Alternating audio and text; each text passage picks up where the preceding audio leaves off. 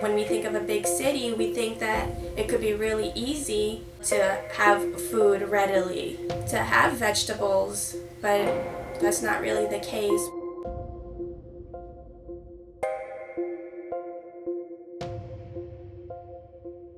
My name is Andrea Pisano Perez. I'm Peruvian. My parents are from Lima, Peru, the state capital. My name is Herneith. I'm a bio major at LaGuardia, and I was born here. My parents came from India. They came from a place called Punjab, which is very fertile. There's a lot of farms there. Hi, I'm Giovanna Chingwamani. I am a nutrition and culinary management major, focusing on nutrition. I live in Whitestone, Queens. Hi, my name is Naleska. My entire family immigrated here from the Dominican Republic. My name is Monique. I'm an environmental science student. I was born in Brazil, but raised in both Brazil and the United States. Hi, my name is Ivana Khmilovsky. I'm a first-generation student. I live in Queens, New York City. My name is Freya. I'm currently majoring in environmental science. I'm in the sustainable urban agriculture track. My name is Rebecca. I'm an environmental science major with a concentration in sustainable urban agriculture.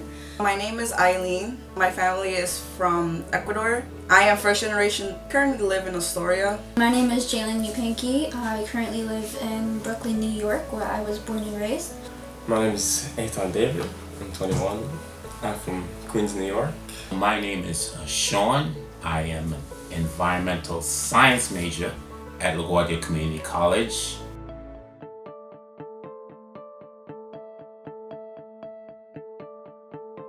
Growing up in New York City, there is a lot of food insecurity that you could experience throughout different parts of New York City.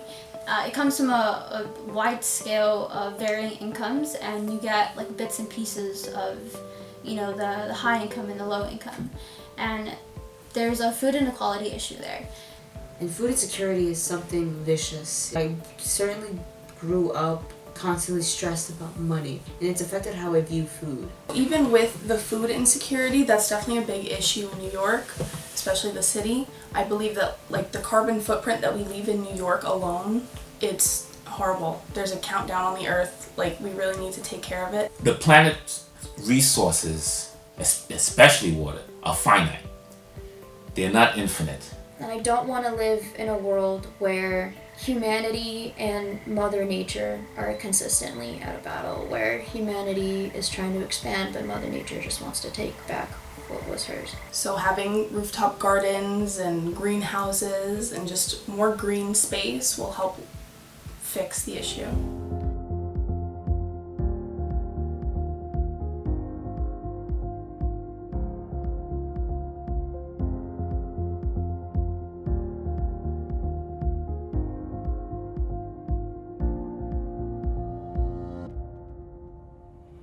I decided to participate in Project SEMBRAR. I was trying to find some sort of connection to my roots, also to understand what urban agriculture actually is. Project SEMBRAR has done a really great job of allowing me to experience things that I definitely wouldn't have had any interest in going out of my way to pursue by myself. At the beginning of this internship, I was considering working on a farm. And with all the 3 weeks, we've been building stamina. We've done weeding, we've done repotting, I put my hands in the soil, everything. And I loved it. I was enamored by it. SEMBRAR actually opened my eyes to so many different layers to agriculture. I learned about ag entertainment. I learned about ag tourism. I learned about all the technology that agriculture uses, which I thought was amazing. Just visiting the farms, especially in New York City, it's more what I want to do. I want to feed my community and I want to educate my community. So taking from Oak Coast Farms, Brooklyn Range, Queens, all of the farms together, I kind of picked and nitpicked little things, but the main thing that I learned is that everything inside my property in Puerto Rico is gonna benefit me. And I just gotta educate myself. Urban agriculture, in order for it to flourish properly in a sustainable way, and not just in an environmentally sustainable way, but also in a business perspective, you kind of need that traditional basis for urban agriculture. I came into this project open-hearted. Once I was here, I was like, this is my new family.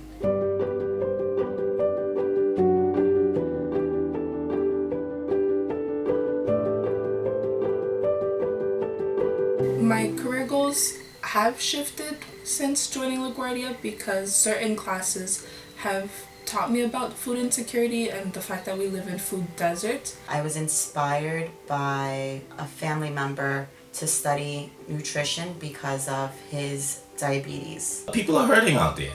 You know, people are hurting. I see it in the pantry. I was there one day and I heard a girl say she could only take canned food because she doesn't have a refrigerator. Programs like Connected Chef are incredibly important. The chefs who were put out of jobs and they knew the community couldn't afford the food, and they had connections. They were able to provide for those who couldn't, and I found it really heartwarming that community does that. And not only does Connected Chef, but Oko Farms did too. And in reality, it brings you back to your roots where you're just feeding each other. This is supposed to be something that you're giving. It should not cost a lot. And that it should be sustainable. A lot of the farms that we visited here with Project SEMBRAR were sustainable. And a lot of the farms that we've gone to actually are women in charge and also POC women. Our first farm, Oko Farms, was a black woman. I think that's so important. This program has shown a lot about urban agriculture and traditional agriculture. It showed me that one thing I can do is just to take initiative, and I hope that I can be able to contribute to information and data that allows those advocating for environmental sustainability to use to help get their point across. What it brought to me was just how important it is for communities to engage and come up with solutions for food justice and the importance of the local food production in a city that is so big. I never meant for it to become something that I would love to attend. I made connections and friends, and I've learned so much throughout the past 3 weeks that I would have never done at home or, at a college summer class. I'm really glad I applied. It was an amazing experience, and I'm glad I've met everybody that I did.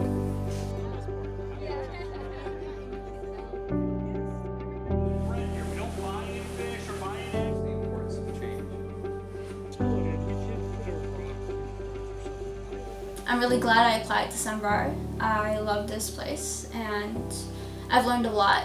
I never thought that an urban agriculture internship would have enlightened me and been the best 3 weeks of my summer. One of my career goals is to be alongside the Commissioner of Agriculture, be on that table. I want to make a urban farm in Tokyo. I'm very interested. I think there's a special niche for it in Japan as the farmers age, and I think urban farming and thinking about vertical farming rather than traditional farming is important because it has a better ability to protect the cleanliness of water.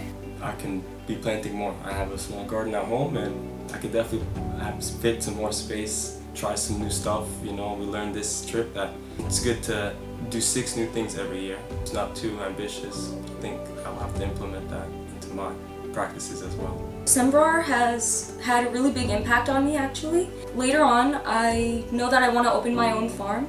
Maybe in Hawaii, I like the water. I wanted to be able to open up a farm so I could generate enough profit so I could be able to run a clinic for free. Once I graduate, my transfer plans are either going to SUNY Cobleskill or Rutgers and majoring in mostly livestock and livestock production, or veterinary medicine as well. There's livestock production but not enough medicine. It takes a very long time for a veterinarian to get to a farm. New York needs more large animal veterinarians, and there's a lot of opportunities here in New York itself. Being in SEMBRAR and coming to SUNY Cobleskill kind of opened my eyes in which, yes, they do need large animal vets, but there's also more opportunities working with livestock or working with specific livestock as well. So I'm not exactly sure what I want to do with my career. I know that I want to go into environmental science, like a 4-year, but I definitely want to stick with urban agriculture. I want to combine food and culture together, and I want to educate people on that.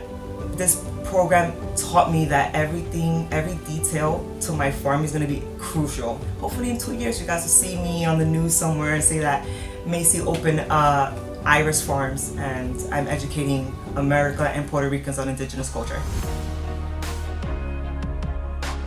I feel like there's so much nutrition knowledge that's not out there. You can't do anything alone. I want to fight for just better systems. Change at least a little bit of the direction of what dairy farms are doing. It overall made me feel a lot more connected to the food I eat, and I want to not only be able to educate people on what kind of nutrition that they need to consume in order to live a healthy and well-rounded life, I want to be able to provide them with the same nutrition by growing my own food and providing access to the nutrition. We want to make sure that the farmers and the people that we're getting our food from are growing their food sustainably, so there isn't such an economic gap between people who can't afford good food and, can't afford proper food. With that type of dense population, we have to find ways to sustain. Otherwise, the planet is going to crack and it's all downhill from here.